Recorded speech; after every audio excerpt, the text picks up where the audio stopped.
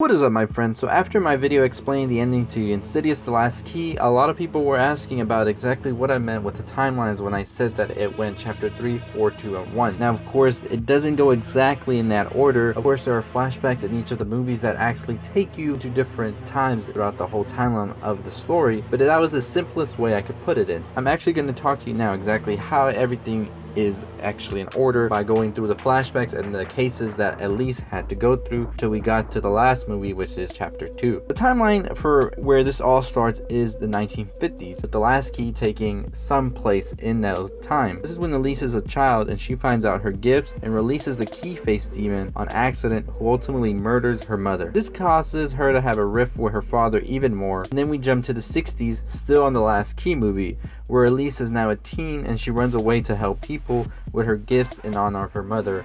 Of course, this makes the fallout between her father and her brother, and this basically is where Elise's psychological problems start to manifest themselves, not to mention the spiritual side of things. Now, chapter 2 is where we pick up in the 1980s, and this is part of chapter 2, which we saw at the beginning, is when Elise helps a woman named Lorraine with her son Josh, who is being followed by the demon Black Bride. She quickly realizes that the boy also has a gift, and his is being able to project into the astral plane where all the spirits and demons are. So what she ultimately does is just puts the boys under a hypnosis to suppress his gift and ultimately save him from the demonic Black Bride. Now we're going to get into chapter 3, which is after chapter 2's first part, which is in the 2000s, when Elise is now worked several cases after Josh's, and she's semi-retired after the suicide of her husband, which has left her pretty much rattled. A young woman approaches her for help, which is Quinn, the main protagonist of the third film, trying to contact her dead mother. Elise quickly realizes that, however, it is a demon that is looming over her and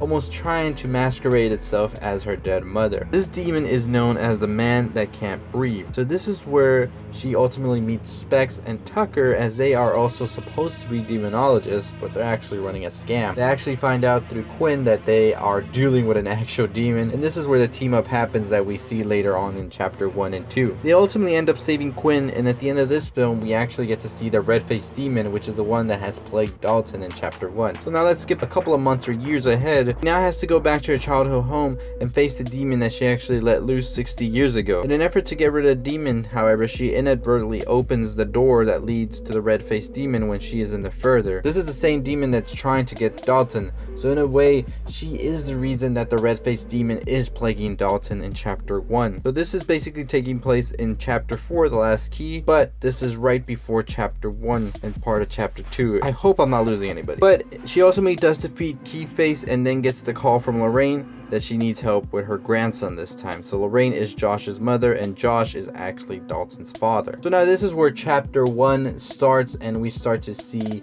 how everything's starting to connect. Elise ultimately does help. We know that she has a fault in Dalton being haunted by this red-faced demon, and she ultimately has to come and save him. Now she ultimately does do that in chapter 1, which takes place after everything. So that chapter 1 is where we see Elise, and she ultimately dies at the end, however, saving Dalton and Josh. But she didn't save Josh because the Black Bride has actually come back and is ultimately killed Elise, as she or he has taken Josh's body. Now this is where chapter 2 starts off. Elise is now dead, but she is in the further, and that does not mean that she's not going to be there to help the family. Ultimately, it's up to Tucker and Specs, who come in chapter 2 to come and help Elise to vanquish this Black Bride once and for all, which they ultimately do by the end of chapter 2. And this is where ultimately the timeline ends for us right now. We don't know what's next after this, but ultimately that's how the movies went. So they pretty much crossed each other a lot during this whole time. The last key really brought everything more full circle as to what exactly brought the red-faced demon to Dalton, because ultimately it was Elise not really grasping the situation and being careless that made the red-faced demon go after Dalton. This ultimately brings everything full circle, my friends. So that is the timeline. It's a little bit of a thinker, I know, and it really is a lot of crossing and everything. And the reason it does that is because the director himself has said that there was never a concrete laid out plan as to what they wanted to do with the franchise, and they were just basically winging it. So what do you think about the Insidious timeline? A little confusing, yes. A little maybe sloppy, yeah, I could say that myself. But would you like to see this franchise continue, and where should it pick up? Should it pick up right after chapter 2, or should we still see more of Elisa's big cases before she ultimately went to go help Dalton and Josh? Let me know in the comments below what you think. But anyways, that's gonna do it for me. If you have not already subscribed, what are you waiting for? Let's get to 3,000 subscribers.